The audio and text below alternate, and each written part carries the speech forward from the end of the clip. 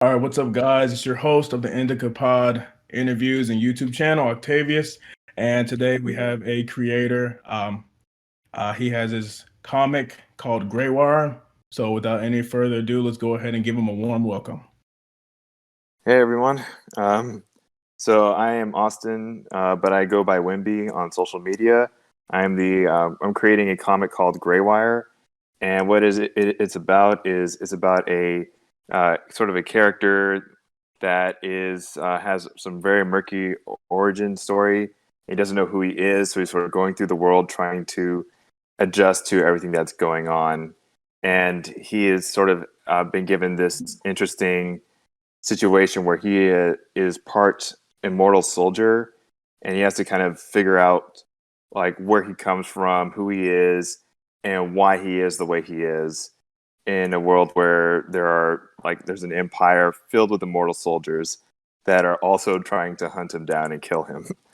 So the Grey Wire in essence is a sort of a epic revenge story set in a fantasy world that's sort of like magic punk, and it just has sort of these crazy elements, and it's essentially tackling a coming of age story from the main character and how they grow and how they develop and if they want to be good or bad, and why they want to be good or bad. Um, That yeah. does sound very interesting. I could kind of tell, like, so is it kind of like, I would say, like futuristic, as in like it's kind of in a further, year, like maybe in the future, or is it kind of more like the present? The best way I can describe it is it's Tarzan meets Terminator in a fantasy sort of like mythological setting that's very like tangential to real life. Okay. So instead of like an actual Earth, it's sort of a connect. It's like a series of chain of it's a giant like pool of water with like a chain of islands around it that like span out as far as the eye can see, and apparently it's never confirmed if the world is even round or flat. Like it's so it's Okay. very mythical. Okay. It's like almost like One Piece. Ah, okay, okay. All right, so tell us a little bit about yourself. Like what got you into becoming a creator and just a little bit about, your background, everything like that. Oh yeah, so I've been a big gamer, and I watched a lot of anime growing up as a kid. I always wanted to make my own stories. I got hooked on Sonic. That was the first thing that like really like drove me like and Mhm. inspired me playing that video game. And then I would just make comics after that. I was like, I'm going to make my own Sonic character, and I was that guy. So I drew a lot, and I eventually, like as I grew up, I was like, I want to get better at drawing, and I want to like tell my stories, and I want to actually make a game one day. So I started learning like more technical things, getting into game development and learning to code, make 3D models, and after a while, I actually ended up like becoming more of a developer and being a game designer. But I wanted to get back into drawing, so a few years ago, I sort of took up digital art and really tried to break down what it was that I wanted to make, and I ended up making like the first few sketches of the main character for Graywire. And then I was like, this could be a really cool video game. Let me keep going. And as I'm designing the game, I'm designing the story, and then I'm designing the world. And I'm just like, this needs to just be a comic too. Yeah. Like, just go full multimedia with it. So I might as well. I've been messing around with software for like the past 10 years, so like I have like all this knowledge of how to set things up. I might as well execute. Right, right.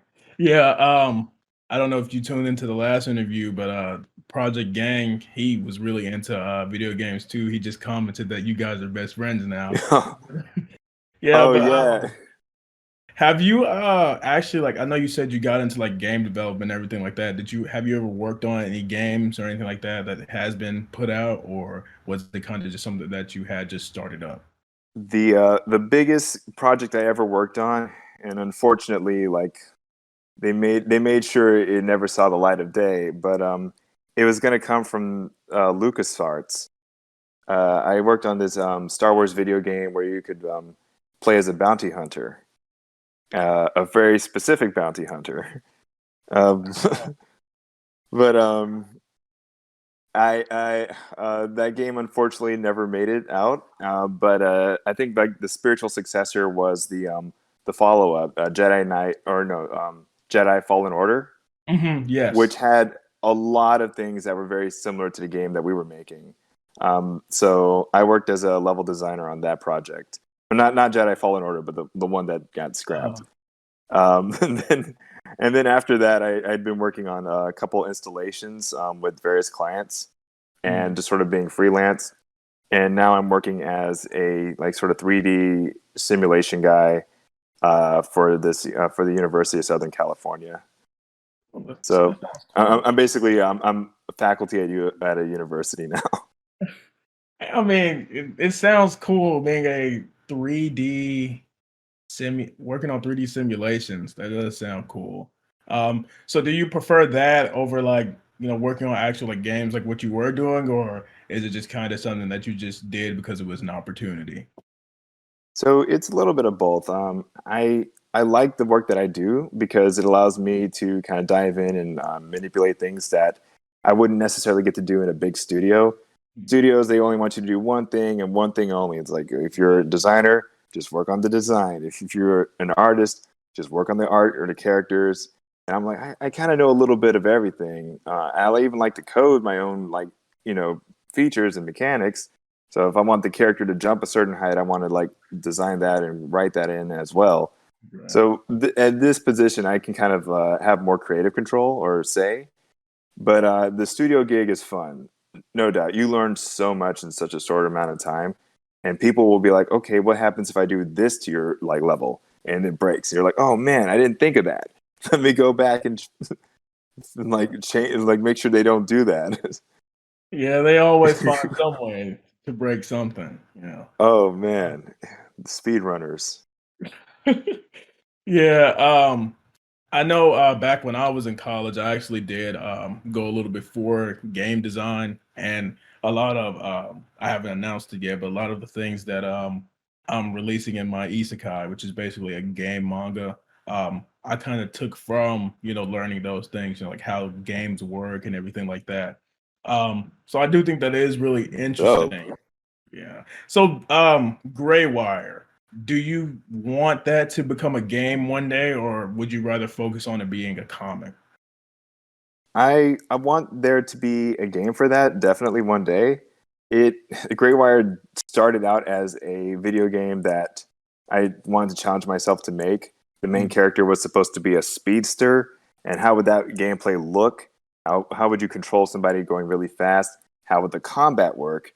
And then as I kept thinking of ways to make that interesting, I was like, this is a action hero. He needs his own story, and we need to right. like draw all this out. So I've shifted focus to the story, the comic, because I feel like that's a great way to introduce him, and then like build the game up in the background as that goes on. So I don't know if I sent you the picture. I actually tried to model the main character out in 3D, Yeah, I saw that. and, Yeah. and I was like so happy with myself, but at the same time I was like, no man, pick one lane and stay in it, and then go back and finish the other thing. Yeah. So. So, what got you? I know you said that you just decided, he's a cool character. He needs his own story, right? So, do you think that that would kind of entice you to do more comics, or are you just focused on Graywire right now?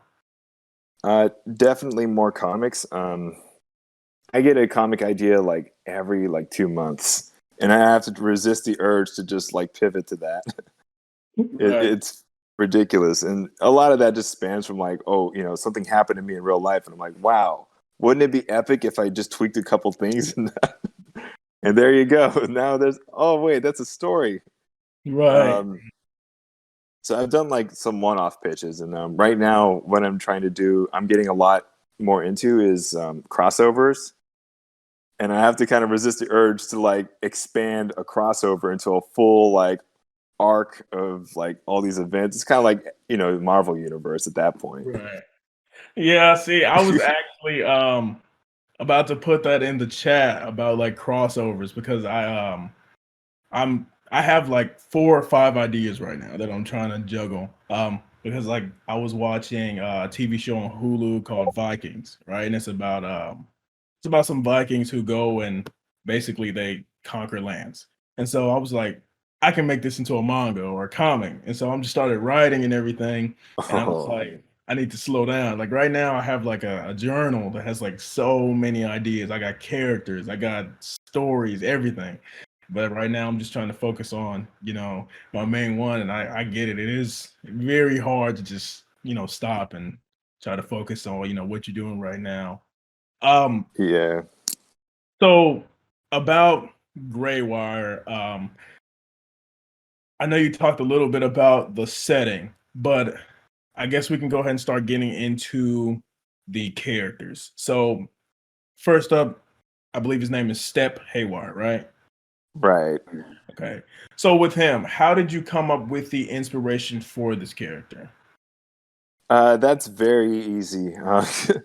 So Step Haywire is essentially my like it's like a fusion of how I would imagine a humanoid Sonic and Knuckles. Mm, I can see that. I can see that. And so basically what I wanted to do with Step is I was like, I'm making a speedster for main character for a video game. The video game is designed to be like very fast. This is Sonic, but not really. And I Mm, was like, I gotta make sure like people know that he's his own guy. But the blue is very indicative of like that sort of Sonic color. That was like actually a shout out. And then like the rest of his get up was inspired by sort of like the parkour scene and mhm. how a lot of free runners would wear like those baggy pants. Yeah, yeah. And I was like, I'm all for that. I want him to look like he's fast and he runs and he can go. And then I made him a bit of a cyborg as well because he's doing all these superhuman feats, Mhm. and a normal person's bones would like break easily, snap.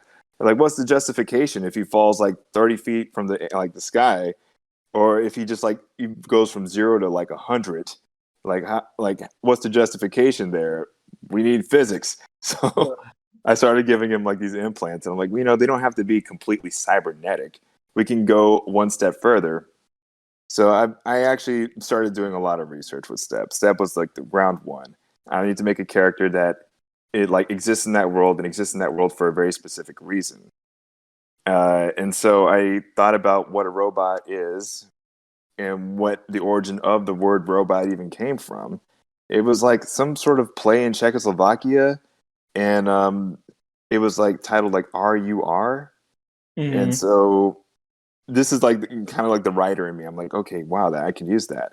So the inspiration from Step is Sonic. It's old plays. It's sort of the origin story of like robots and futurism.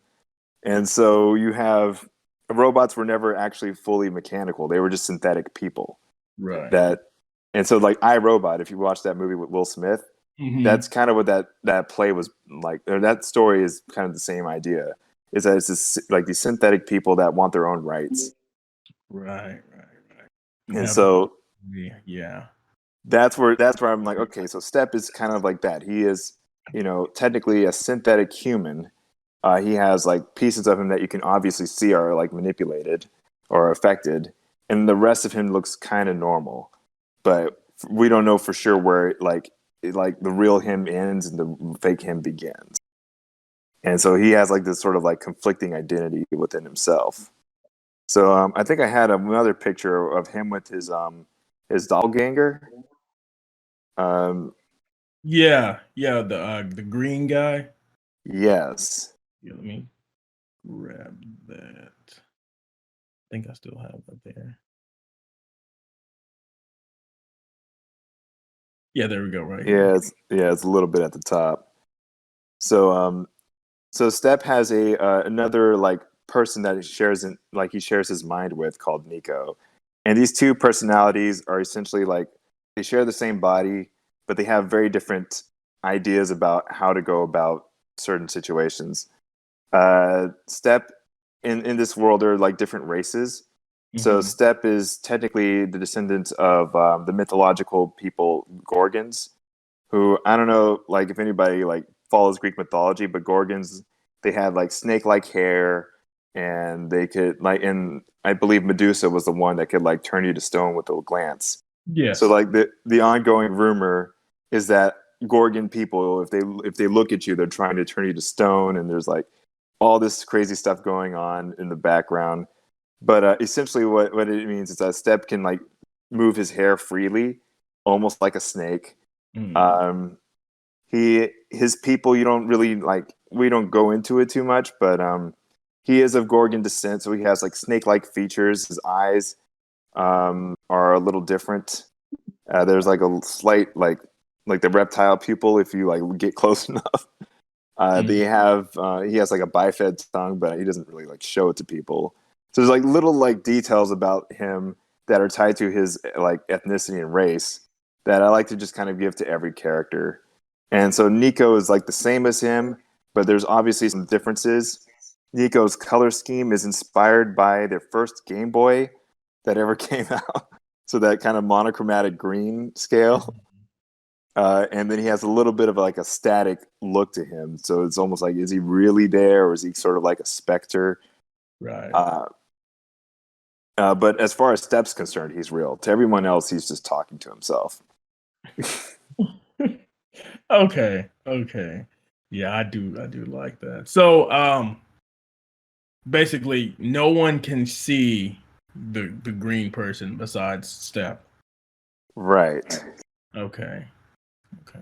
And I know you said that he's like kind of cyborg like and he has like the arm and everything like that. So is that um maybe like he had an accident and those were added, or like how did he get those like improvements? So those improvements are tied to how he became a rare.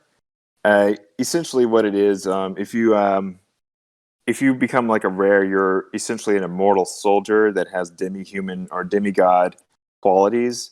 Rares serve this empire called the Sirens. So the Hmm. Sirens are the first people to figure out how to basically manufacture immortals out from based on mortals, but it comes at a price. The price is it basically you replace you replace your old self with the new self. So if you think of sort of like what's that paradox, the Sinbad one where he's on a ship and the ship is as he sails around, you're taking pieces of it off to replace with new pieces, but the guy never leaves the ship. It's sort of like that. So your mind is the Sinbad, and your body is the ship. And to become an immortal, you're taking pieces of your mortal shell off and replacing it with the immortal, like perfect version. And and so in this case, Step is not a full-on immortal. He's not like completely replaced, but most rare soldiers are. They are just like, and they don't have like the same disfigurements. Usually, they'll look more or less the same, but they'll have like certain tattoos to signify the change. So that's sort of like the how the design works. So that's how you can tell what a rare soldier would look like. With Step, it's a little more obvious because his Right. process is it might not have turned out as well for him. Okay. And so I know this is the protagonist. So what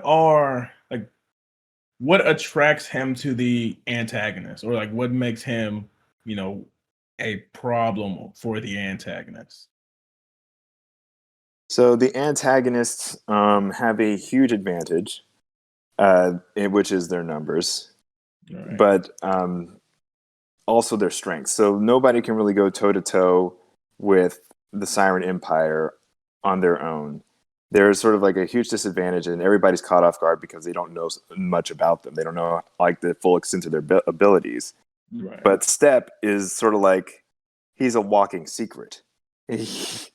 Like the more that Step, like the more people that engage with Step and figure out like, okay, this is how powerful a rare can be, the better idea they have of how to defend against the Sirens. So the Sirens are like, okay, we have this loose, like this basically this loose end that we need to wrap up, and he's becoming a big problem because we haven't found him yet, or we haven't killed him yet. And the more that Step like has to engage with the sirens, the more he learns about himself and who he is, and that fuels their conflict even further. so it's so that's how he is a problem for the main antagonists, and also the other side of that issue is the pride.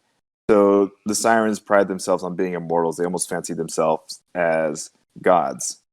So the fact that there's like this sort of imperfect, like incomplete god walking around and like just not basically falling in line and going against them is a huge blow to their ego. So a lot of them will try to deal with him on their own without really cooperating.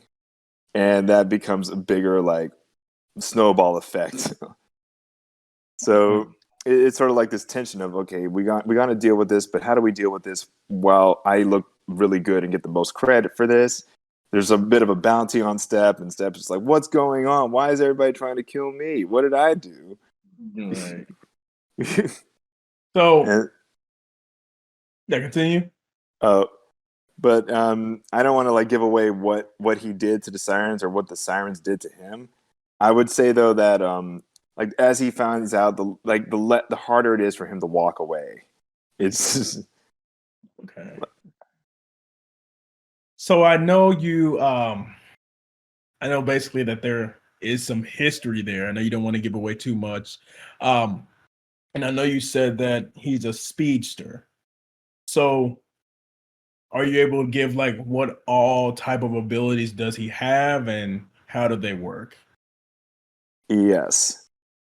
So the idea behind his abilities is sort of everything kind of complements his combat style, and also like just like the idea of like if you were playing it with him as a video game character, how would you want to control Step? So Step's first thing is that he has enhanced cybernetic limbs, so he has like a robotic or not robot. Well, yeah, he has a robotic left arm, and his both of his legs are robotic, but he wears pants over them to cover them up. You can kind of see it in one of... Well, I didn't share that photo with you, but he also has like sort of a robotically enhanced spine as well. So basically to protect from whiplash, because you're going to be moving super fast with him if you're playing as a character. He has this Gorgon Eye ability, which can do one of two things. It can either slow the world down or it can slow down a person. Wow. And so so his left eye is like a little red. It's like a different color. That's the idea that he's processing information at an incredibly like insane speed and able to make snap decisions and reflexes like much faster than a normal person. So in my mind's eye, that's sort of like Grand Theft Auto 5, where Franklin's like able to drive and he goes in the bullet time, and you're able to do like all these crazy drifts. Like that's where that ability kind of comes from. And so he's able to slow the world down and make decisions. That's his second power. That's like just kind of complementing his speed. Sort of like a more offensive capability would be his hair. His hair is actually reinforced, so it's brown at the tops or like at the base of the scalp, but then it becomes a little bit more dull and gray, and that's to signify that even his hair was affected by the transformation, and that was enhanced. So he has like super strong hair, could probably like pry steel doors open, and things of that nature. So like in the comic, like there'll be certain like casual feats that he accidentally does, like he'll snap a tree trunk in half, and he'll be like, "Why? Okay, yeah, that works." So I wanted to make his hair just as important as him, Right. and also just because like if you're going like this is all tying back into his game design. If you're moving really fast, you need something trailing behind you to kind of help tell which direction you're actually going in. And so the hair is like, it's alive and it's also like free flowing and it's also a weapon. I just love that about like giving characters abilities. So he won't be using any swords or any kind of shield or anything else. He just uses his hair for everything. All right, that sounds like it would be real cool, especially if he is going up against multiple enemies. having Oh that yeah, that help. it's So never a fair fight for him. So so he I needs all the help.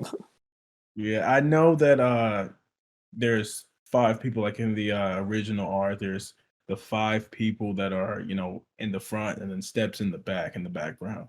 So are all of those the five like antagonists?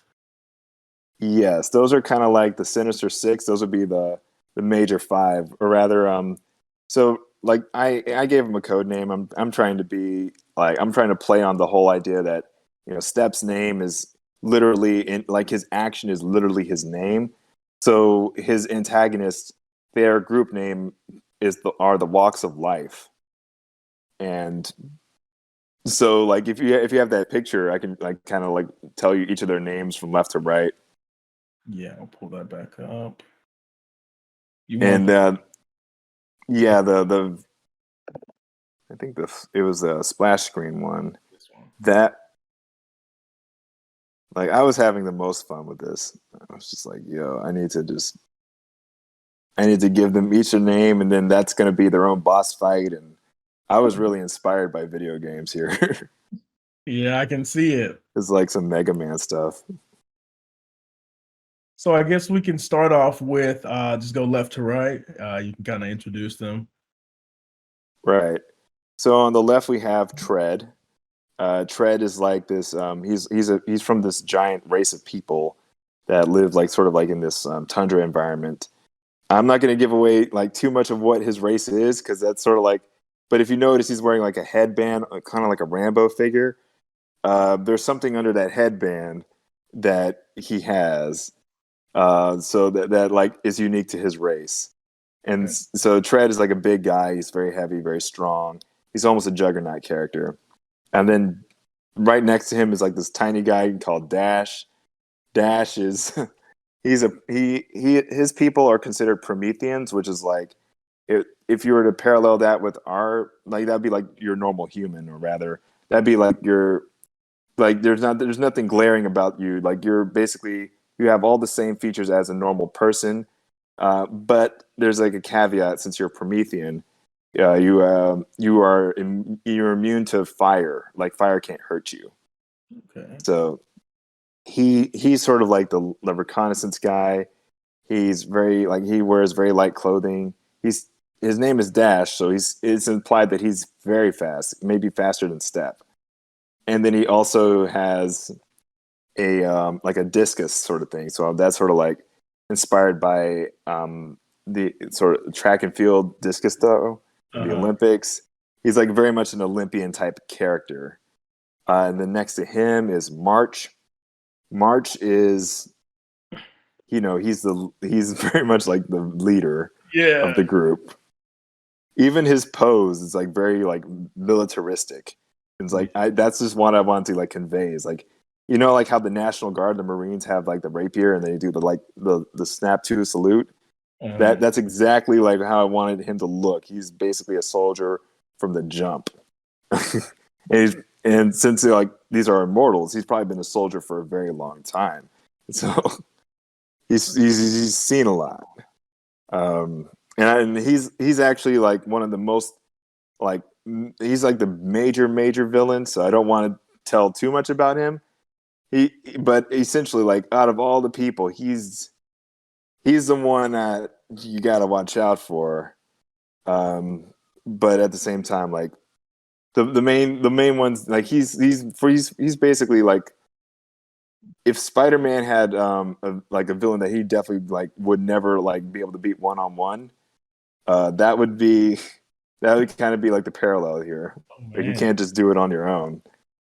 Right. Um, you got to like either like find a weakness or you got to be like really smart about it and prep Batman up or whatever. And then to the right of him is Gate. Gate is sort of a femme fatale character. She's essentially she's based on a sort of like the arachnid persona. Her Mhm. race of people are very much they have like these bug-like features, but in her case, like she has this power to shapeshift. So she can become any kind of person of similar size, and she can change her features just slightly and blend in. So that makes her very useful for infiltrating groups and being a spy, or just finding secrets or even catching people off guard. Right. Then she's also kind of like she's sort of flirty but also scary. So not too many people try to hang with her. Like if people like try to hit her up, like, "Yo, you free tonight?" She'd be like, "I don't know. You feel like hanging with a Black Widow? You know what they do to people like they get along with?" So she can be kind of scary at times, and really like I like the dynamic with the group because there's like only a couple people that she really like gets along with, and everybody else she kind of low key does not like. Um, and one of the people she does like is the one on the right, which is Track. I love Track. Like I almost didn't design him. I was like, 4 is good, but I was like, no, we need to add a 5th guy. And so I just decided tall and skinny, and I decided, let's give him his own cape too, and make him look like an '80s rock star. And as I'm doing this, I'm thinking, this dude can actually hang. He can, because his boss fight, he's supposed to be the ideally the first boss we would fight, but he's not supposed to be easy either. It's so Track is actually the best way I can just describe it is he's like his people are kind of like the boogeymen race. They're like tall, they have very sharp nails. They pride themselves on battle, and it's very much like a predator culture. If you think of like the aliens versus predators, you have like those who are like the strongest, might makes right sort of philosophy, get to stand at the top and make the decisions. So he's a battle zealot through and through. He loves fighting, and he actually like is in love with the ritual of the fight. So he's like very much like, okay, you are my opponent. We must fight this way. There must be no interference. There must have like an honorable duel, and then the fatalities can happen. Yeah. The finishers. So that's why I like Track. He's kind of crazy like that. And Gate's not like Gate's also kind of scary, and Track doesn't understand fear, so it works out for him. Okay. And so these are like the big bads, and there's like a couple things that like each fight will like bring out of the main character, so the main character will learn something about themselves as well, like, oh man, I didn't know I could be pushed to like this far, or oh, like this person is really misguided. Things like that. But it's like I could see myself ending up like him if I went down the way. It's not like super Naruto talk no jutsu, but it's essentially enough to like say like you're not too different, you're not too alike. There's some like overlap though. And so it's kind of like a watered down version of Talk No Jutsu. Okay.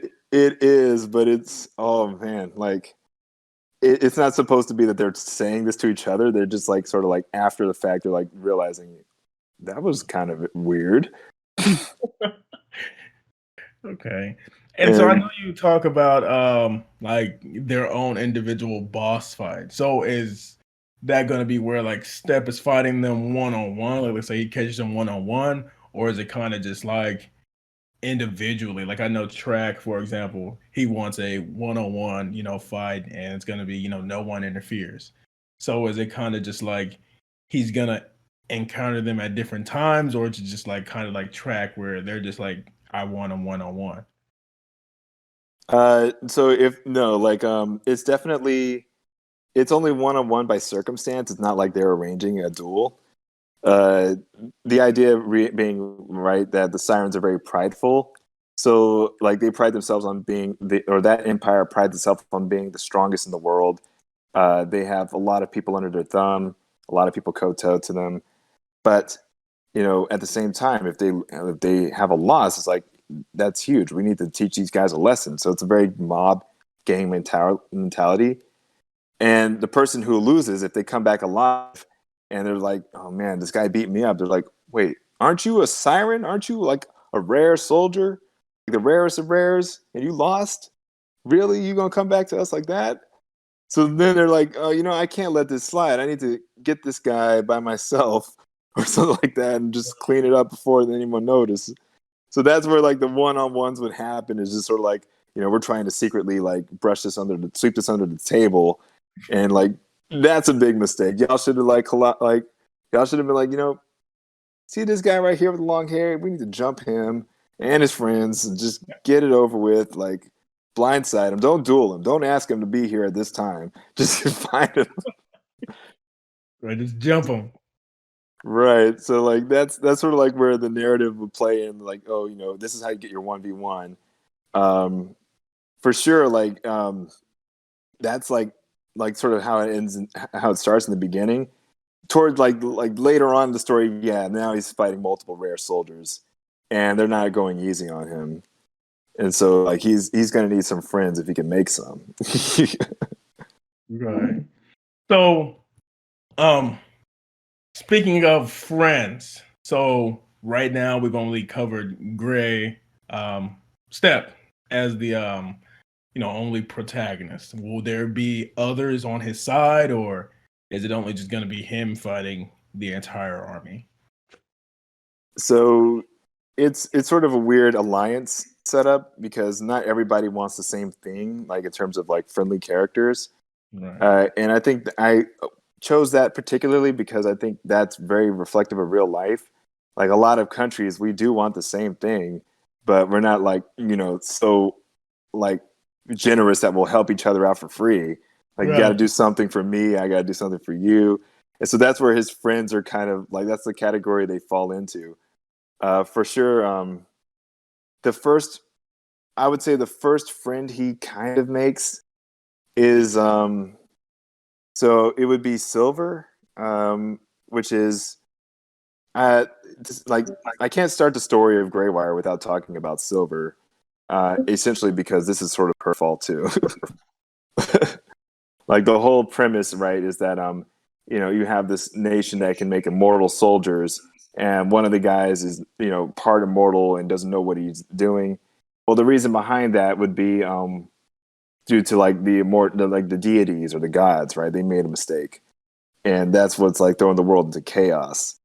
And that's typically the story of like a lot of Greek mythology. It's like always the gods' faults; they do something wrong.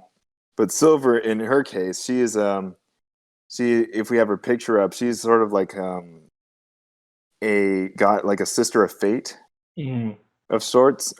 So if you a lot of this is going to tie into Greek mythology. That was where I went to school as a kid in a Greek Orthodox church. I learned a lot of Greek mythology there, and it wasn't even like they quizzed; it was just casually brought up. So Silver is she is this she's a nymph character, so like she's sort of like a in Greek mythology, nymphs are servants of the gods. They help the gods out with everything, like, and they even like spread rumors and gossip, and they help with the drama as well. And so in this case, like the nymphs are more or less the help. They're not truly as powerful as the gods themselves, though they can get kind of close in terms of relative power scale. And so because she's like one of the more gifted of her kind, she's tasked with being one of the sisters of fate. And as a sister of fate, like you kind of understand everything, all the rules that are like meant to be like, okay, everybody that's meant to be born. And the thing is, like, it's not her job to kill anybody. So she's very powerful, but she doesn't kill. Right. And her other sisters, they determine how long somebody lives, and the other one determines when they die. The conflict begins when somebody decides, what if they just don't die? Like, and so because of that, like, there's a falling out, and I won't get into that, but I'll just say that, somebody like allowed a hack to prevent people from dying, and hence immortality was given to the mortals. Kind of like Prometheus gave fire to people. Right. And so throughout the story, like Silver will be kind of like, reluctant to talk about how that happened. But she's also kind of understands, like, Step is, she understands that Step is sort of her responsibility because she was there when this was all like created. Right. And so she kind of wants to help Step, or at least keep him alive. but she's not going to fight the sirens for him. That's not her job. She doesn't kill. so, so like if Step like gets out of line or he crosses like over, then she'll be like, I can stop you at any time, right? I can stop. And she's a goddess, basically.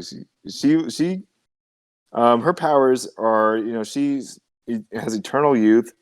She can manipulate elements at will. She's like the Avatar or Storm at that point.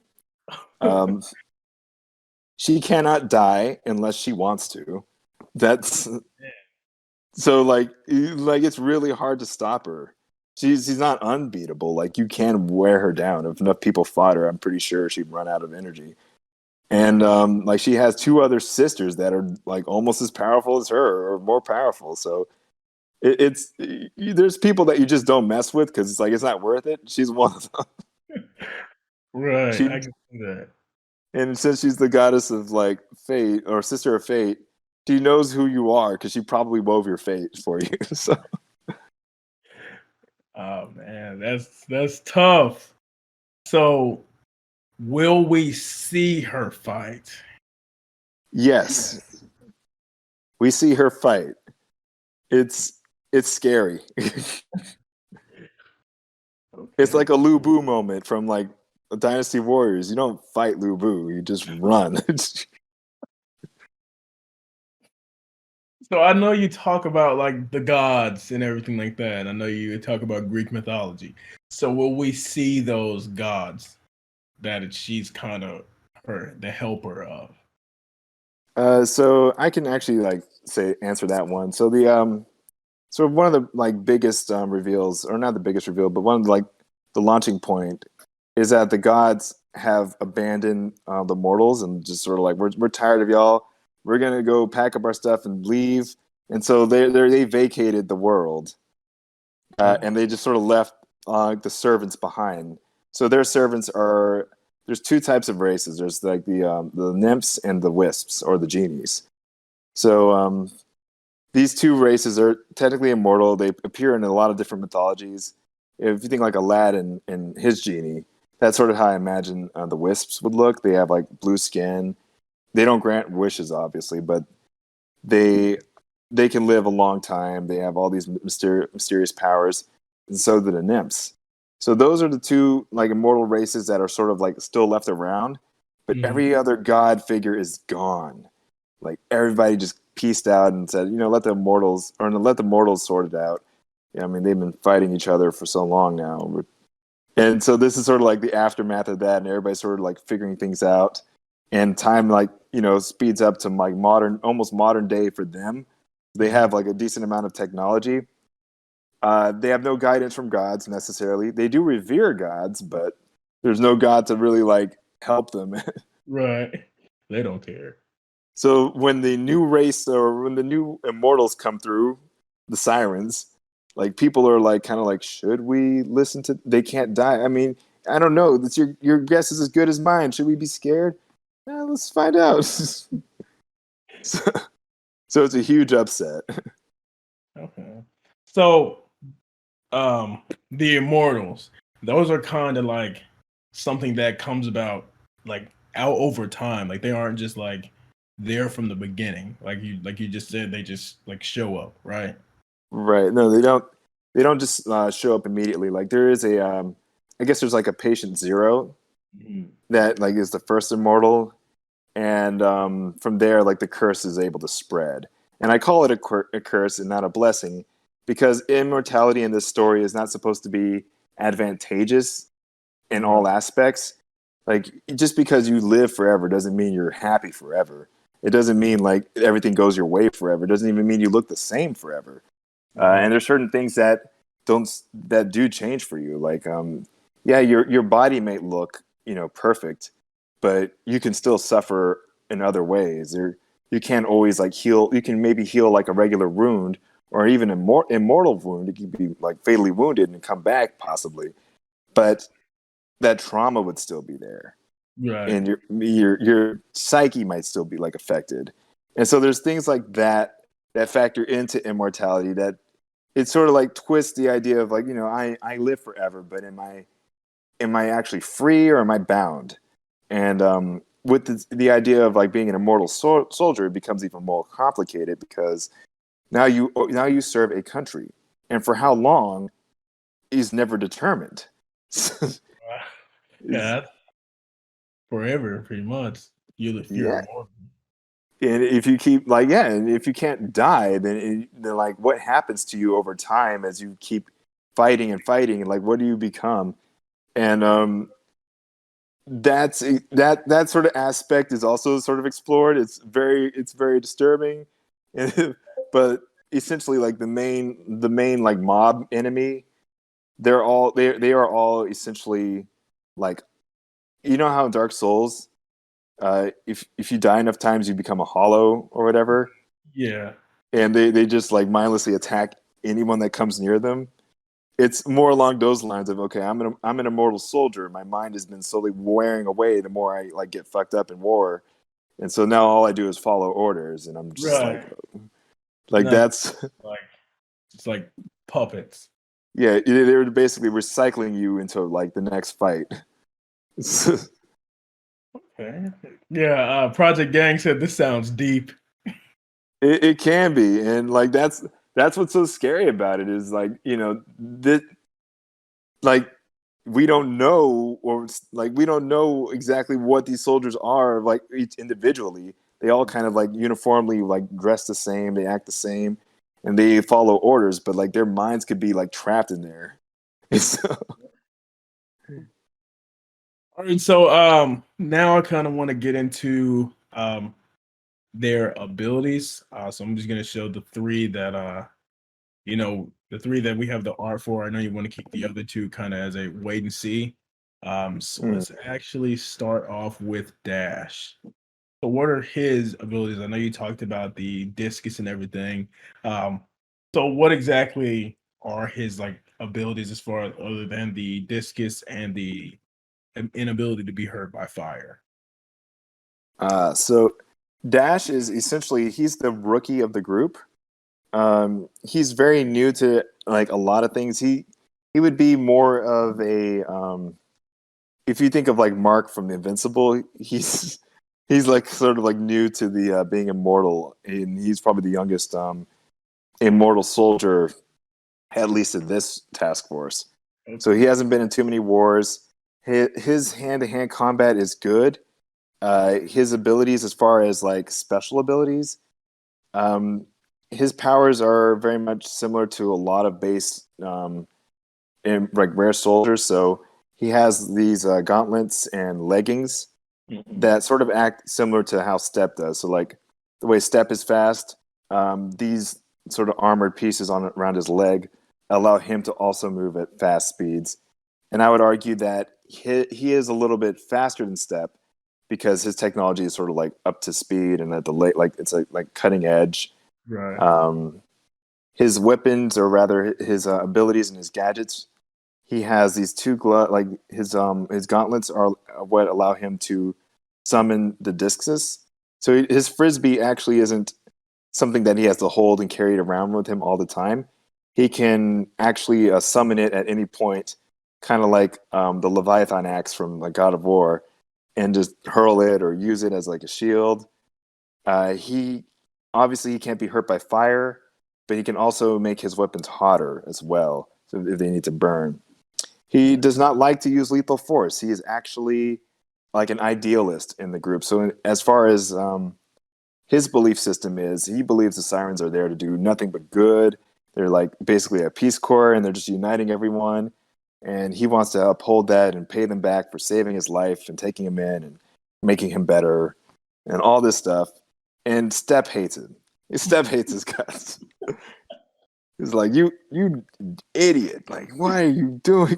You think you're the good guy? What are you doing? And so the joke is like he's actually the weakest one at first, and then he just has to learn because like even though he is a rare soldier and he's part of this task force, the Walks of Life, and he's even giving a designation of Dash, and he's technically faster or as fast as Step. He hasn't had life hit him as much, so Right. so he has some growing to do. um, But yeah, essentially, like his power set is very benign at first.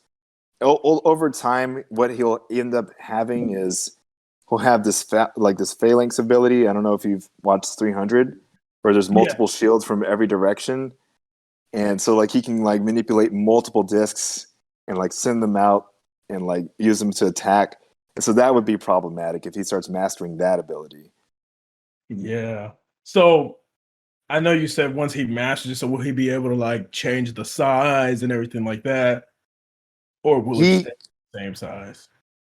he can't dynamically change the size, but when he summons it, he can kind of determine, how strong it is, how wide it is. I think the larger it is, the weaker it becomes, but it covers a more larger territory. So like the more focused it is, the thicker and like more durable it is.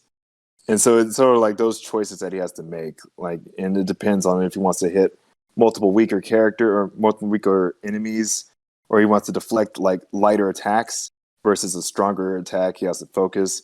He might have to like overlap things. Um, One of the determining factors in this story, or rather this world, is curses. So the idea is that like every gadget, every object that they use is based on a curse of some sort, um, and that's based on the Pandora's box. So Mhm. when the Pandora's box is opened, like all these curses spewed out into the world, and so in a weird like sort of Flintstones kind of way, they found a way to make the curses work as technology for them. and so, and so that's sort of how their weapons work. They're all based off of certain types of curses. So there's advantages and disadvantages to using them. Okay. So next, I know after Dash, we have Gate. And I know you talked about her shape shifting ability. Um, so how does the arms of like the spider like arms work? Like are they like I see kind of like on her back, they're there. Is it just more like a she can spawn multiple at once, or is it just the four? It's only the four. The idea being that the other four are already out. Like her legs, or two legs and two arms. Mhm. So the remaining four legs would be like coming out of her back, and those would be almost as strong as Step's hair, or stronger depending on how she uses them. So it's like a very big threat, and is also more compact, and she can bring it out almost instantaneously. So it becomes sort of like four pairs of scythes that she can sort of extend from her back and use. It's not something that she keeps out like for everybody to see, because that's sort of what you don't do with your weapon, right? You don't show it to everybody Right. before you use it. So that's where she's more of like an assassin figure, in terms of like she can use the weapon exactly when she needs to, and it it's able to cut and penetrate like a lot of surfaces. I don't want to say that she's like able to cut anything like a lightsaber, but it's definitely one of those things that it can puncture or slice, and it's just like not good for it. It doesn't work well with hair. So Okay. So that's her main weapon. And then as far as like her sort of like her hacks ability, or rather her uh I guess like alternative, is that she can also like blend in and mimic voices, shapeshift, things of that nature. So she has the ability to become almost like Mystique can. She can transform into other people. Now she usually doesn't. She can't alter her mass, so she has to pick people that are similar in size, or at least density. okay. So it's interesting because we also don't know what she really looks like. She is like there's no real limit to her ability, or we don't know how long she can stay in a form. Like presumably as long as she wants to, because she never shows herself like her true self at any point. Right. So, so she's a difficult one to pin down, and then she's also petty. Okay, so I know you said she can shapeshift into other people. Can she shapeshift into like, for example, a full spider or other insects? So she could possibly like shapeshift into their limbs, like a full blown spider. She could ideally look like one, but it wouldn't move like a spider, if that makes sense. Like there would be like she would have the bone structure of one, maybe, but she wouldn't have the entire anatomy of one. Like outwardly, she would look like one, but like inside, she might still have like, her heart would still be in the same place. Her brain might still be in like similar place. She wouldn't be able to see out of all the eyes, and things like that. So there are certain like limits to that as far as like how much she can get away with. She can't become like larger than she already is. And it's not like a poof of smoke and then she's something else. It's more like her like it's moving under her skin almost, and then her skin's changing color like an octopus or something. Okay, okay. So, where would you rank her as far as like? 'Cause I know you said that March is kind of the top tier. So, where would you rank her? So I would put her. She's actually weaker than Track, but she's faster than him, and she also doesn't have that code of honor that he has. So so like she's a better killer than Track, but she's not a better fighter than Track. Right. Okay. Which makes sense. I think like if you look at like Hit from Dragon Ball Z, he he doesn't necessarily like he's only losing to Goku because he doesn't kill. Right. Right. Yeah. Oh, so basically, kind of going back to like how you said with the hit, she's basically more of like an assassin type where she can kill, but she's not basically a better hand-to-hand fighter. Right. And her hand to hand is not bad. Like I would say, like compared to Step, it's better. Step is like in terms like martial arts in this world is sort of it's not very much. It doesn't work the way like martial arts we perceive it now. There's no like formal system of learning that's shared across all the races, and everybody understands this is how you block, this is how you counter. It's sort of like you're figuring things out, and it's like it's young or it's not very well known, but everybody kind of acts on instinct. So if you think of like ancient Greeks, they all knew how to wrestle, but only Right. like a handful of them probably knew like jujitsu or boxing or like, well, okay, boxing was actually more common back then too, but like kung fu forms were not like Right. that. You would have to go very far to learn like a form. So like, there's no real form to their fighting styles, and like at least from most of the cultures. I'm not going to go into like the other like the secret race that I have, but like there's a whole nother faction that probably would know martial arts or at least have their own formal martial arts.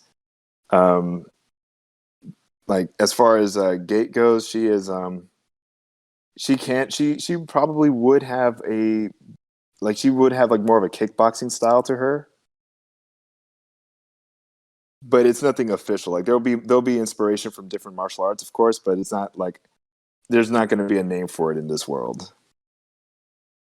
Okay. It's just ass kicking. So okay. Um, so I know you don't want to get into like the whole secret race, but how many races would you say do you have as far as like different factions of people?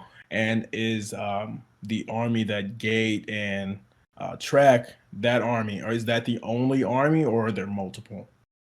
So as far as I'll answer both questions.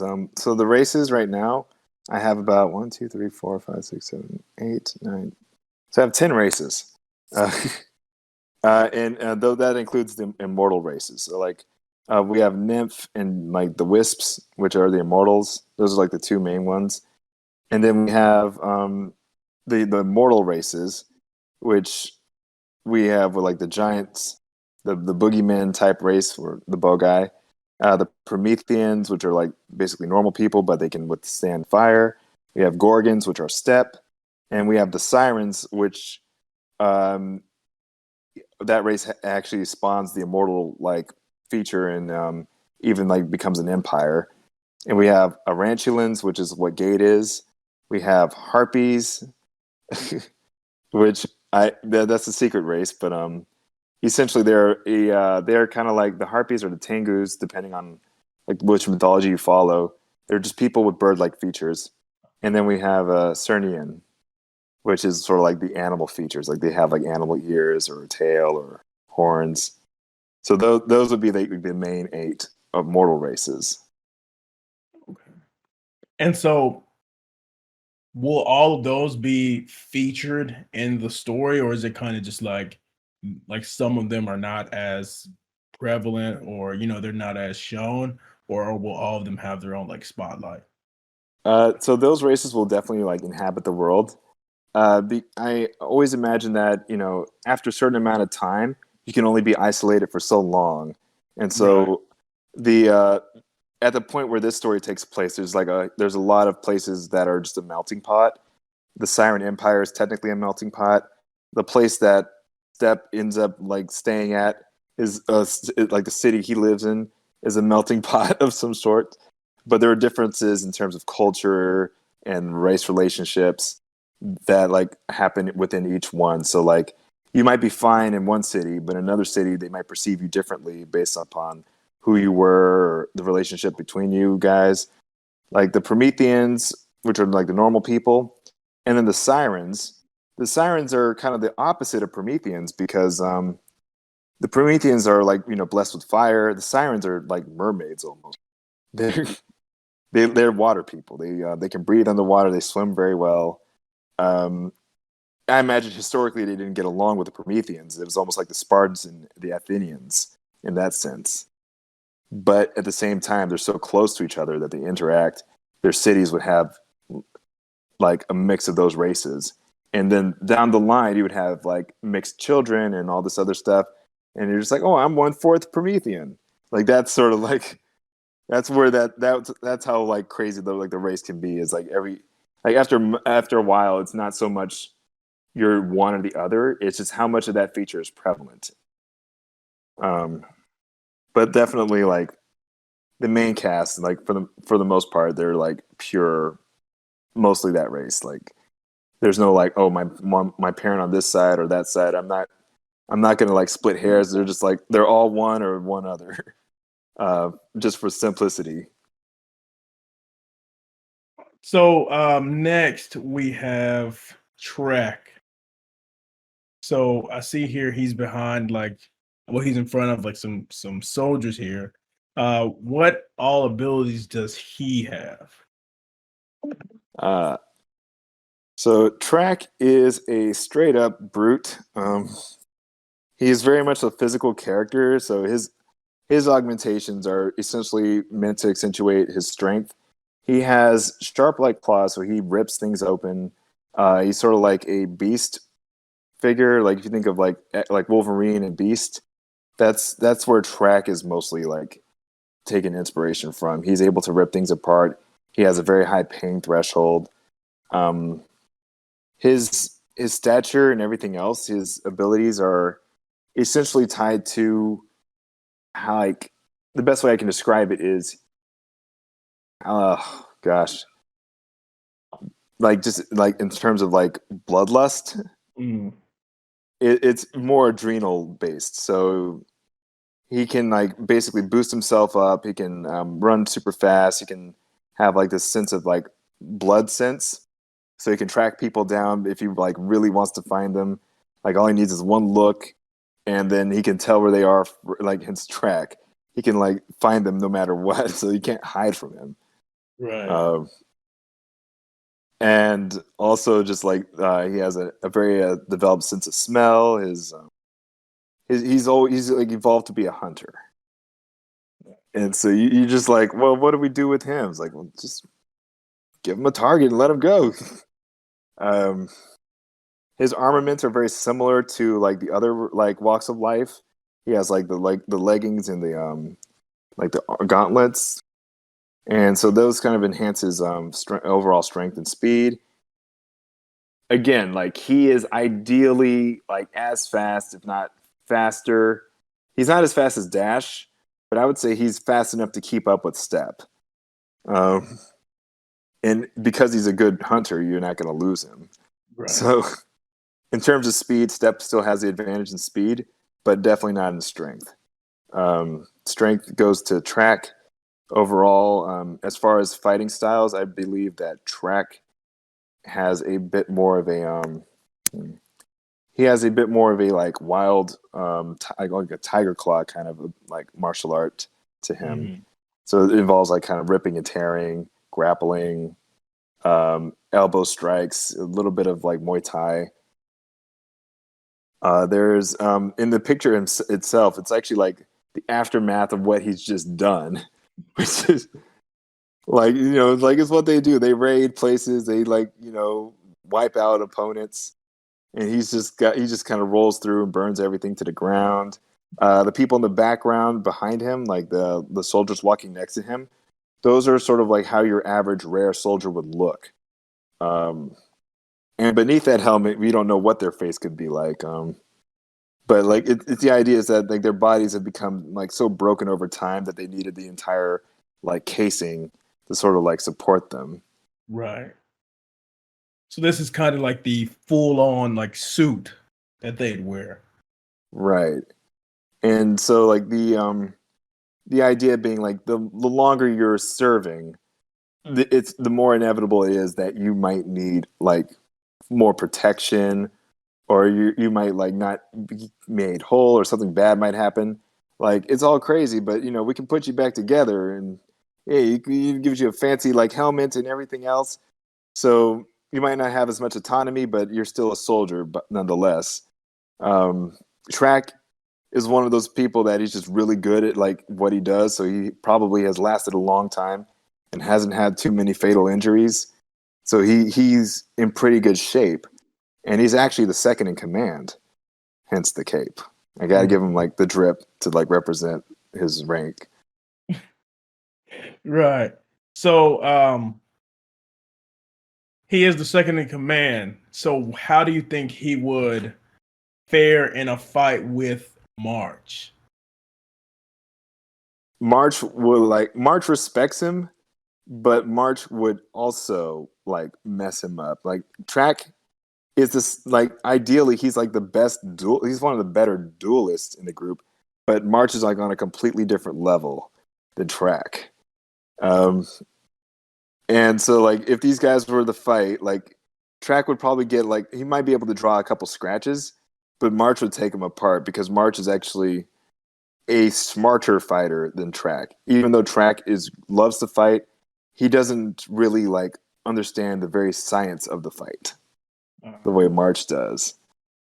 Um, Track's blood sense and everything else would help him though. Like he would be able to at least follow his movements, keep up with him.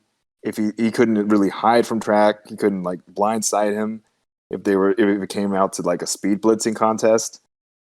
But as far as like finding weaknesses in the other person's defenses, March would find it first. Okay. It sounds like March is just on a completely different level. So I know we want to keep March and the big giant guy. We want to keep him kind of as a save for later. But would Track be able to, even though he is the second in command, is he the second strongest, or he just won that title? So he is the second in command because he is a better strategist than Tread. He actually does conduct battles much more efficiently than Tread. Tread is not as smart as Track. Tread is technically stronger in force than Track, and he can definitely lift and move objects. He can probably create more destructive damage with one punch than Track, but Track would take him apart. Unfortunately, like he's not like Tread is too slow to like fight Track like 1v1. Though it would be interesting to see them fight, definitely. So I think the rank goes March is like the like top tier, like biggest threat. Track is a huge threat, but you can kind of like if you play his reindeer game just right, you'll do better. And then it goes Gate and then finally Dash. Like Dash is the lowest like as far as threat, and he's also the nicest guy. So he'll probably let you live. Let you live and come back. Yeah, he's like, oh, I'll give you another chance, and if you apologize and be good from now on, we won't have this conversation in the future. Like Dash is too nice, and I intentionally made him that way because I have plans for him, obviously. So, Okay. So we're gonna leave the other two. We're gonna leave March and Tread for a come see later. I know we talked about Silvar, but now we have, I believe, Rizzo. yeah, Rizzo, yeah. So he is one of the other friends of Step. And I use friend lightly because everybody has like their own like thing that they want. So as like a little bit of context to Rizzo. Rizzo is a bandit. He's a thief with a friendly face. He's basically like inspired by Pony Boy from like like the greasers and the like all that stuff. So he's like one of those guys. Um, not the West Side Story, but like anyways, like he was part of a bandit group that the Sirens wiped out. And so like his whole thing is, I'm trying to build myself back up. I see Step as a great opportunity because he's strong. He can be the muscle, and I can get my operations off the ground. Right. So he's not a good influence on Step. Obviously, he's like it's sort of like a mischievous guy, but at the same time, like not everybody's really trying to deal with Step. Step's, they don't know if he's a siren or if he's, out for his own selfish gain. He could be like, at any moment he could decide I'm going to fight everybody and take over the world myself. Like, what is Step really? Like, can we trust him? And Rizzo's like, no, but we can use him. So, like Rizzo is as a bandit, he's also kind of like on the same trajectory as Step. He's trying to build like establish like a center or stronghold. He doesn't like the sirens. He wants to be in a position where he can actually like fight back against them and profit or benefit from like a resistance. So how he convinces Step to work with him would be kind of interesting. These two are very much at odds in terms of personality, but at the same time, Rizzo is like a car salesman. He doesn't hear no. He just hears not right now. Let's try again. And so that's sort of the dynamic they have. Is Step is like, what do you want? It's like, oh, you're gonna love this, man. I got a job for us lined up. We're gonna make some money. You're gonna be happy. Like opportunity is like this is the land of opportunity. Let's go. And then Step will be like, is it legal? He's like, what legal? What's legal? What? This whole city is illegal. Like it's like what are rules? Like we did not sign like terms and conditions when we came through. This is like the kind of like stuff that could get Step into trouble, but at the same time, like nobody else is really helping him out. So so he might have to like work with the thief. Rizzo, as far as like his ethnicity, he is he's one of the people that are mixed. So he's part Promethean or like normal like person that can withstand fire, and then also part like he's also part wisp or the genie type. So like his one of his parents was a wisp and the other one was just a normal person or a Promethean. He doesn't have any like crazy outstanding abilities because those heritages kind of conflicted with the inheritance. But he is sort of like a magician in some sorts. He has like a really good way of doing misdirection and parlor tricks, and he can catch people off guard.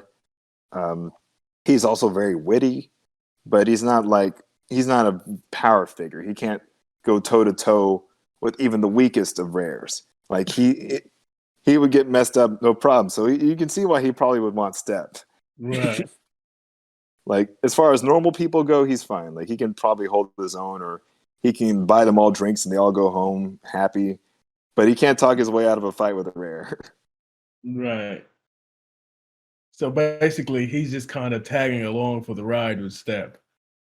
Yeah, he's sort of like, like he pretends like he's the main like decision maker, but he's really a sidekick. Okay.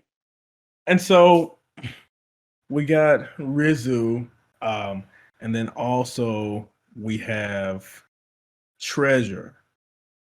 Right. Treasure is on the other end. So I imagine like if this was a video game, right? Rizzo and Treasure are kind of like like the people that have side quests for you to complete. And like depending on who you like complete more side quests for, your like alignment kind of shifts. Treasure is more like a by the book peace officer, or rather she's like a volunteer vigilante. So she's a crime fighter, but in a city or a world where like the police don't really operate the way they do here. The police, well, maybe they do. The police are more of like private security guards for the people who have the luxury of affording their protection. Um, for everybody else, like that, what petty crime happens to, oh well, you should try and stop that, I guess. But Treasure's like, you know what? I'll stop it for free. You don't have to pay me anything. This is not Robin Hood. This is the opposite. I'm stopping Robin Hood, or rather, I'm stopping anybody else who robs the poor and then beating the crap out of them because I have the time.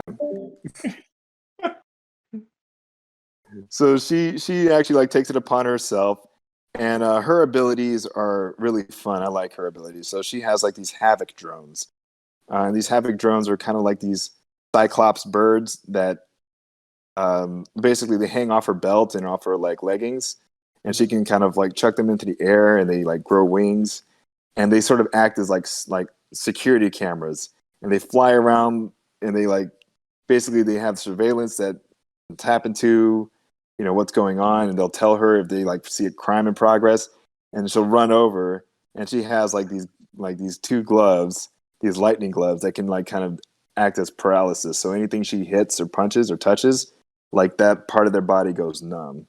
So it's like it's like the Neji's fighting style from Naruto. Like if she hits her pressure points, you can't use it, blocks your chakra. Here she can like paralyze people, and it's mostly it's designed to be non-lethal, so that she can take them in and process them through like the judge and the law, or the whatever the acts as the police. Mm-hmm. The caveat being that she's also like hardcore, so she also is very like passionate about like stopping criminals, and she gets really angry with people that make like break the law, and she doesn't hold back. So she might beat them up too much, and now she's in trouble, and she has to, and they have to arrest her too. So she's like one of those characters, but her and Step don't get along because Step obviously does not follow rules that like don't suit him. He's not like, oh yeah, I'll do whatever you guys say. Like, no, Step is like, I don't know who to trust. I'm gonna do me. You told me to stop, freeze, obey the law. Wait, how do I know you'll take your word? Like, how do I know I can take your word for it? Right. So authority doesn't really work both ways with him. So they might be at odds. I could definitely see that. The thing to keep in mind with Treasure, that if she was a rare, she'd be like very high tier. So like as a normal person, or as a normal mortal, she's already like a big enough threat to where she could possibly put Step down if he's not careful. Wow. Especially with the paralysis. Like, those gloves are no joke. So does it work on like the cyborg parts of the body as well, or just like the human parts? So it would work on, yeah, it would work on the cyborg parts as well. So the idea is that even though it looks very much like it's a metal material, it behaves underlying like the same principles apply. So there's like there's neural synapses and connections that must be made, and signals must be carried back to the brain. So if she shuts that down, then he can't really use it. Right. Same thing goes for his hair. Step's hair actually has nerve endings in it, so he can feel like when stuff like he can feel it if it gets hurt, like, or if it gets cut, and it will really hurt. So the idea of being like although he's strong, it has weaknesses or has drawbacks. Almost like I don't know if you ever watched Escaflowne. It's like a mech anime. It was like Inuyasha before Inuyasha was. Anyways, if the mech gets like damaged, that damage gets reflected on the pilot, and it was just like crazy. Like he felt it too, but it also made him a better fighter because he could react faster. Right. So So, Steph's oh yeah, hair, the pain he feels in his hair, he also like he feels that. yeah, it's basically like his extra arms. So if, like he gets scuffed up or scratched, like that would hurt. If his hair gets punctured or like lopped off, that's really gonna hurt. Like, As much as cut it off. yeah, no, he is not a fan of haircuts. Okay, and so with Treasure, so I know you said that her and Step don't get along, and obviously her and Rizzo don't get along as well. So where exactly is she going to fit as far as like the fight with the Immortals? Like, is she going to be a part of that, or is it kind of just like she's kind of a side quest type of character where she's just there for a set amount of time and then the story moves on? So her motive is to protect her land or her city at all costs, or rather, like above all else. So she actually descends from a line of guardians that. So her race is actually the Cernians. I know I mentioned them briefly. They're people with animal features. The idea being that a long time ago, there were these animals that were loyal to the goddess Artemis, which was the goddess of the hunt. And after a certain period of time, before Artemis might have left, it was rumored that she turned these animals into like humanoids and allowed them to protect her land for her or their lands for her while Right. she in her absence. So Treasure is ideally like descended from a long line of people that might have at one point been animals that served the gods, and because of this, her ties to her land and her tradition are very strong. So when the sirens threaten that's when she wants to fight back. She would actually be like a huge resistance leader, or like at least like a big part of the resistance. And that's where the cooperation with Step and Rizzo would be formed, because Rizzo wants the sirens gone too. It's bad for business. And then Step, well, he has his own vendetta to take care of. But it's very funny how they all don't really like line up in terms of their own personal objectives. Treasure doesn't really like Step because Step is a thug, or he might be a thug, or we don't know enough about him, but he's definitely, there's something sus about him. And then Right. Rizzo straight up like is a bandit. He does steal. He is probably guilty of crimes, but just not as serious as like all out raiding villages and burning them down like what Track would do. Right. So she there's people that she'll work with and help, and I believe that like her initial reactions to Step might get better over time as it's sort of like Commissioner Gordon and Batman. Like Batman can't, we don't know what he's really capable of, but we Right. kind of let him do what he does because he's good at it. But if he ever crosses the line, then we need to shut him down.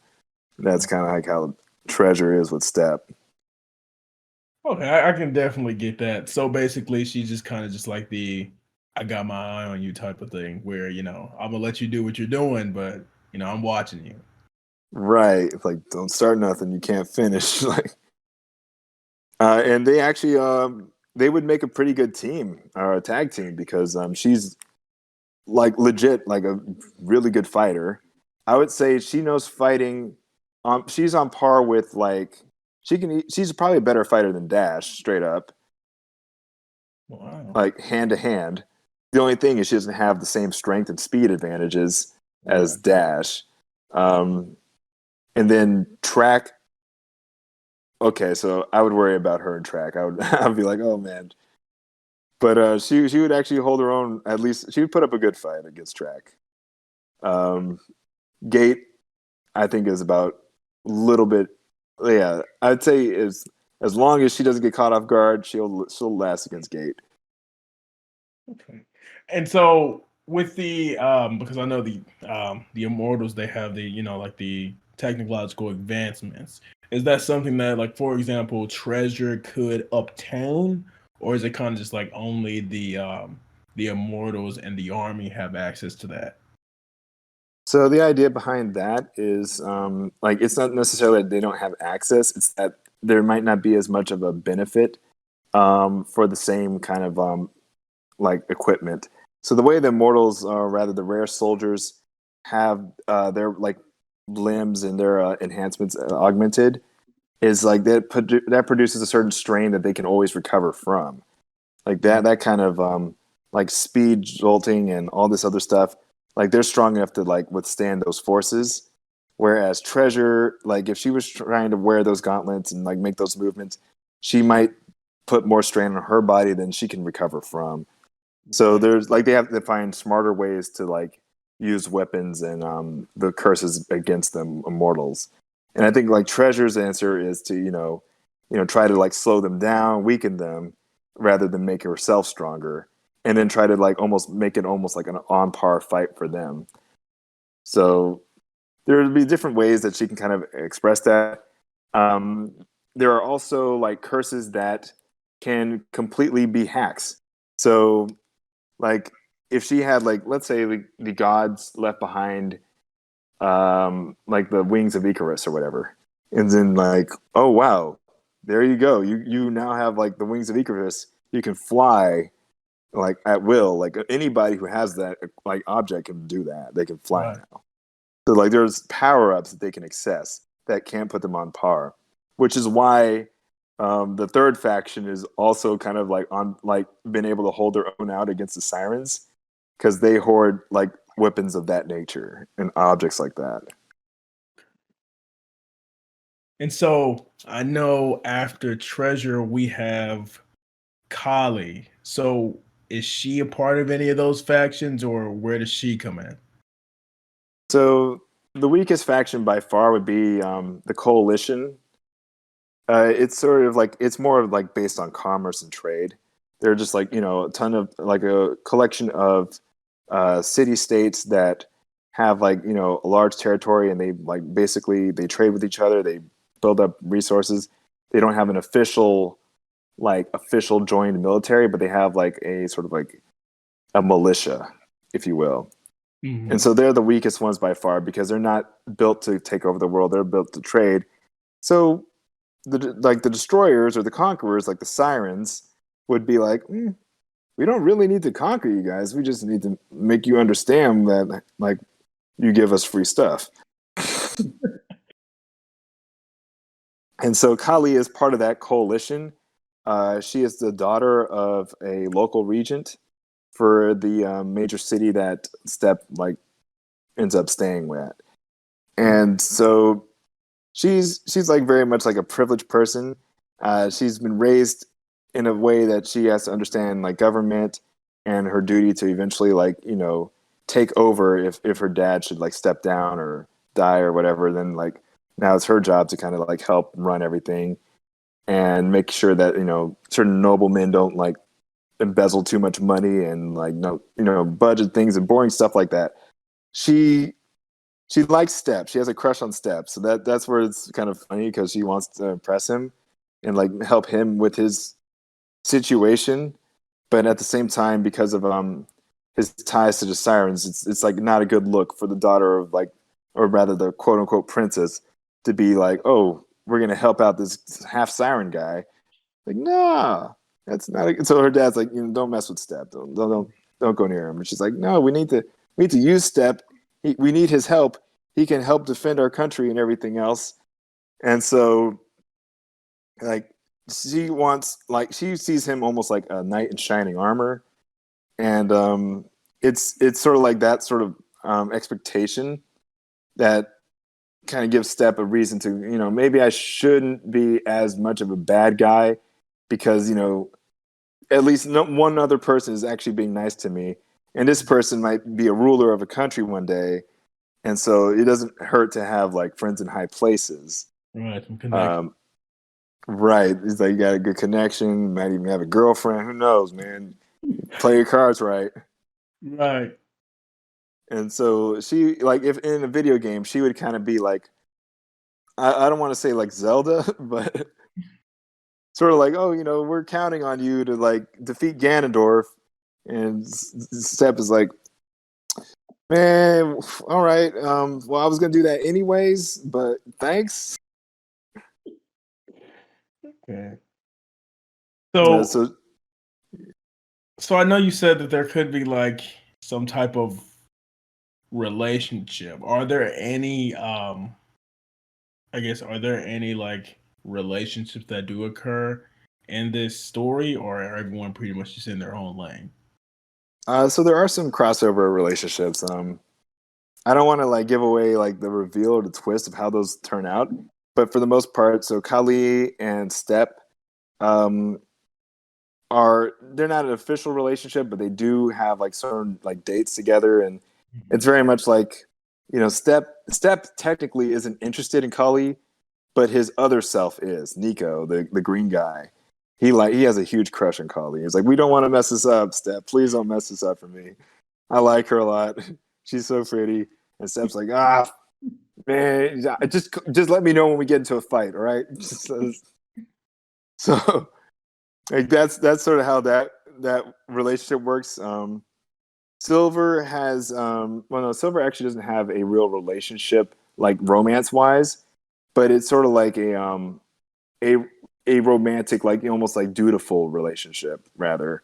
This like Bushido code with this one of her descendants. Um, so as an immortal, like some immortals, settle down and have families. Right. Um, and those families have generations of people later down the road.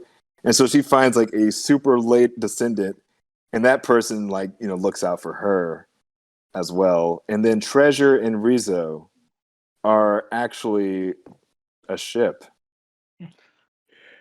That's unexpected.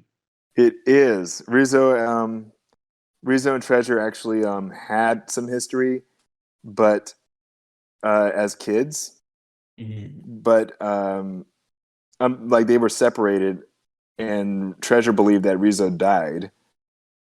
He wasn't always named Rizzo, but it was sort of like, no, actually, the kid lived and he grew up to be a bandit, and he came back to town. And he was like, oh, okay, I see. She's a crime fighter. Crap.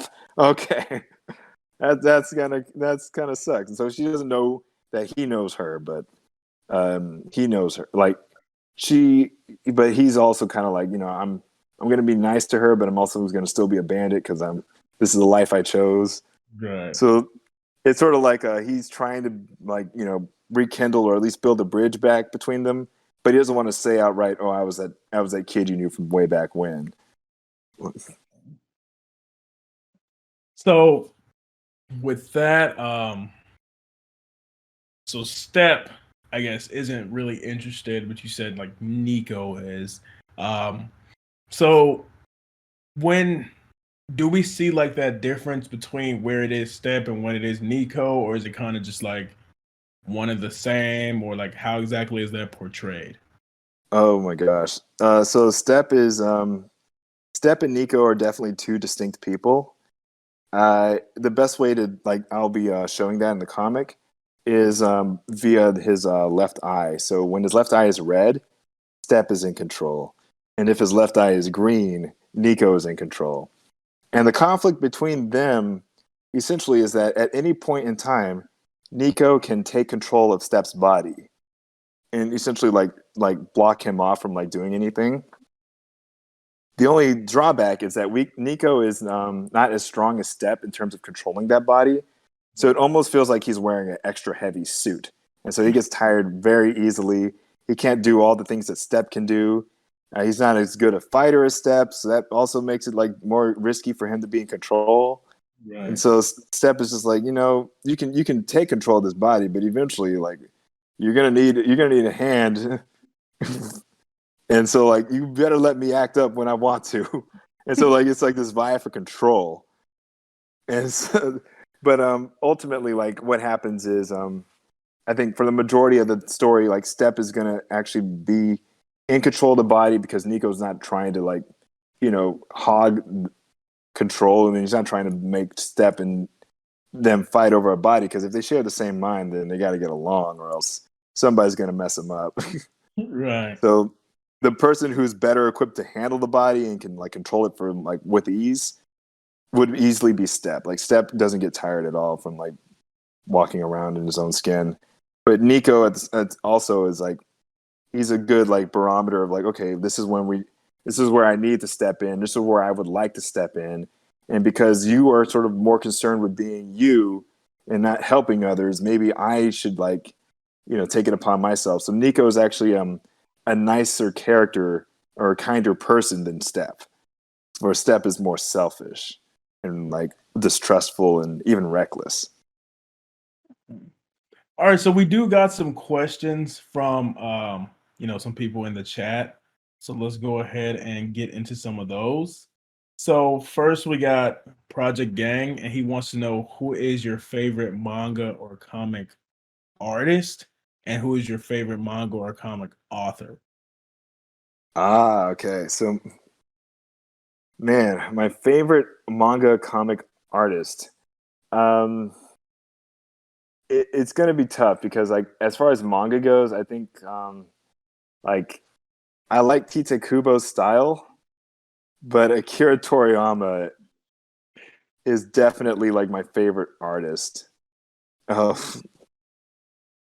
like as far as like just that style is just so iconic. Like I love Right. Dragon Ball Z. That's the first thing I drew as far as like trying to like learn how to draw manga. Same. But yeah, no, that's crazy. And then I actually don't have a favorite comic author. Um, crazy, right? But I do have a favorite anime producer. So Mhm. Shinichiro Watanabe. That does He sound yeah. yeah, no, he so he's the guy that made Cowboy Bebop Right. and Samurai Champloo and all those things. So and like the way that that was pitched, right, is just so casually like, oh, I just want to have a space story with some jazz overlay, and we'll have like some bounty hunter western stuff going on. And they're like, that's it. It's like, yeah, Americans will love it. They'll eat it up. Little did they know. Well, he knew. I don't even think he knew. I think he's just like, yeah, this should work. But then Yeah. he put it together, and you're like, what do we have here? Like, it's a masterpiece. So Right. that's why I love how he wrote that. Is just that every character can kind of stand on their own, um, and like you could have a story about any one of those guys and for an episode, and it would be interesting. So huge inspiration there. But as far as comics go, I I would have to say like the longest comic run I read was the Ultimate Spider-Man run, and I stayed on that for a long time. But I don't know who wrote that specifically. Okay. I'd have to look him up. So he also said, is there any indie mangas that you're looking forward to? And if you could work with one artist, who would it be? So indie mangas that I'm looking forward to. So there's this artist called Gogo Gonzi or Moonlayer Studios, Mhm. and he's putting together this comic. Well, the comic's name is Gogo Gonzi, and it has like this very Tenchi Muyo style to it that I'm like, I just want you to like drop that already. There's also this other artist called Art Hunter 21, and he's putting together this one called Necro, which is, I don't know like if you've heard of it, but like it's basically like this it's like this girl that has like like demonic powers, and it's very like SCP containment like. I don't know if anyone like messes with SCP at all, but it's basically she has like these crazy monster powers. She can't die, and it's like this entire organization, kind of like Hellboy, devoted to like fighting the occult stuff and stopping it. Um, I would love to work with like anyone who has like a series up. The biggest inspiration to my series was obviously Sonic one, Right. but also like Full Metal Alchemist and even like Cowboy Bebop and Avatar: The Last Airbender. These like shows, and Mm. I say Avatar: The Last Airbender because Studio Mir is as an anime studio. I love their style, and everything they touch is like, even if the story is not the best, like the animation is just Right. beautiful and smooth, and it's technically it's not anime, but it's anime like yeah, it's like adjacent. right. So Yeah. Um, yeah, I definitely especially when it comes to like Avatar and stuff like that, that's kind of where um I got into anime, I would say. Especially because usually when you think of anime, you think of Japan, stuff like that. But when we got stuff like Avatar and everything like that, I think that's what kind of got a lot of people, especially me, into thinking that it was something that I could do. I could make my own manga, anime, comic, whatever. you can like Right. it's gonna take a while, but like okay, so you can't like I'm not saying you can, but I'm saying like it's easier to make something that's like 5 minutes long than it is 22 minutes, and then it's even easier to make something that's like 30 seconds long than 5 minutes. Right. So like if you want like to match the quality of full on anime, it's just a matter of like how many seconds would you want to do that for. Um, and for me, I'm like not even like two. Like 2 seconds is 48 frames or something like that. It's like, Right. and then like about five like about 6 or 7 of those are keyframes or I don't know, like oh, gosh, I have to think about it. Yeah, like 3 to 4 frames every second, I think. They animate on twos. So 12 frames is like 12 frames a second. So oh no, never mind. Yeah, you're doing 24 frames. Full on anime, like and then the action that you do is just going to be very short, like them talking or the hair swaying. But that takes like weeks. Right. Yeah, I know. Like, I heard something about how like some studios they have like multiple people working on it, and it takes like at least 2 to 3 years to get the first episode like completed, and Oh that's like man, yeah, that takes a while. So I definitely know it can be a long time. We got Miyuki Chan, and she wants to know why the name Graywire. Like, where did you get that name from? ah, so Graywire was I wanted to take that name as a blend between sort of the moral ambiguity of the like the theme and everybody's sort of alignment because there's no hero or villain in the story necessarily. It's just everybody's kind of morally gray territory, Mhm. and also the wire aspect because Step's last name was Haywire, and like originally it was just supposed to be his hero name, but then I was like, Haywire could be the thing that people call him because they just think he's crazy.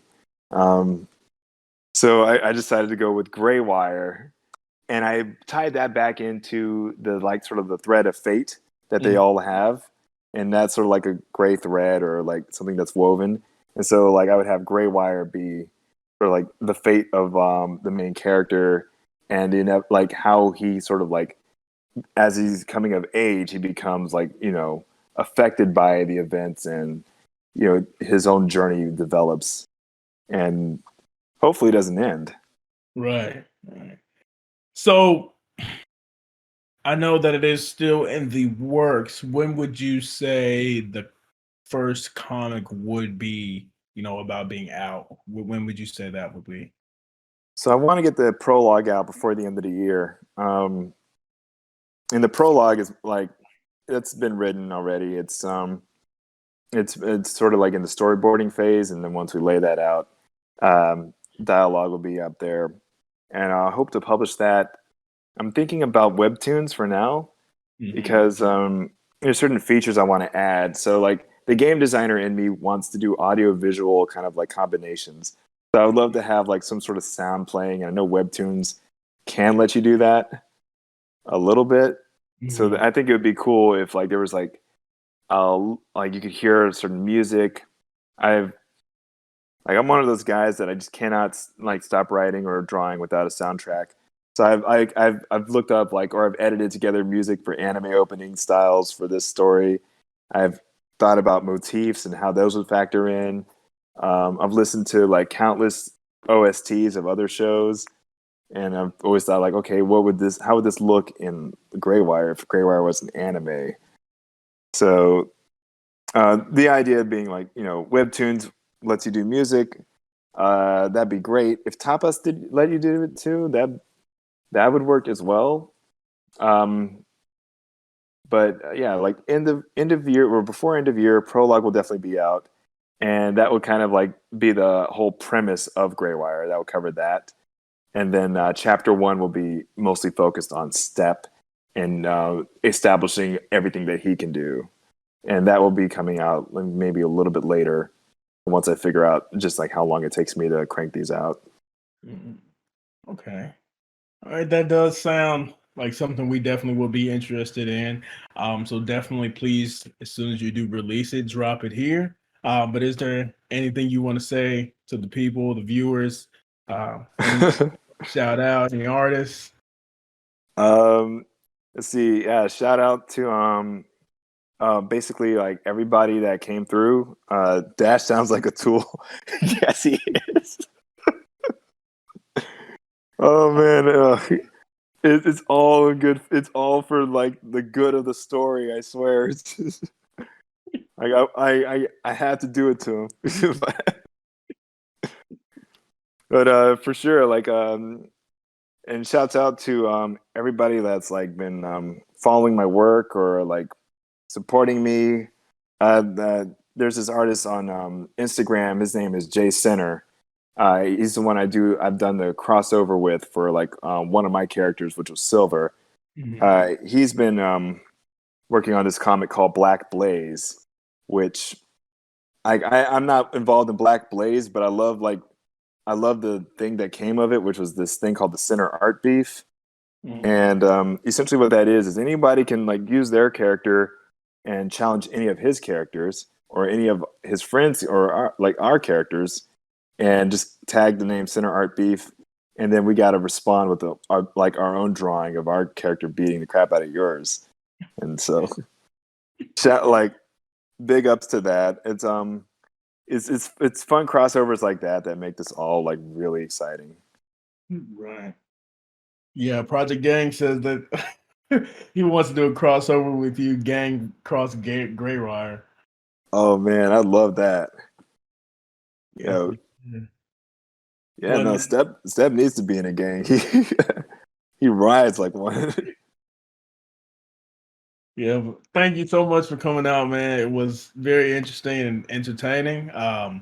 Guys, if you guys want, I will be putting all of his social medias in the description of the YouTube video if you guys are here on YouTube. But thank you so much for coming out, and we hope to hear more about your comic in the future. Oh, thank you. And yes, I can't wait to show you guys. To be honest, like I, I want the whole story out there as soon as possible. That way, I don't have to like keep it a secret. Hopefully, we can get you back on once you do get everything out, and so that way we can get into the story a little more. I know there are some things that you do have that you kind of want as a wait and see. So hopefully, we can get you back on and we can talk about those a little more. Definitely. I mean, Awesome. Well, thank you so much. it's no problem, man. Hope to see you soon. Awesome. Peace. All right, guys, thank you so much for tuning in. We do have a couple of announcements here for you. We did enter the Call of the Curse manga into the Kyoto International Manga Contest, so please go check it out. I will be putting that link in the description. So, guys, go check it out. Get us some likes and some views, guys, so we can definitely have a better chance of winning. Um, Also, we also have a giveaway that'll be going out. If you guys are not following my TikTok, please go do so. I posted a video, and on that video, I will be giving away a free physical copy or a free T-shirt that I designed recently. So, if you guys would like to win one of those, then please go and view the video. And the video, I do have steps on how to win that. So, I will definitely drop the link below, and all of my social medias, as well as the social medias for Winby, the creator of Graywire, will also be down below. So, guys, please go and check those out. And thank you so much for tuning in. Peace.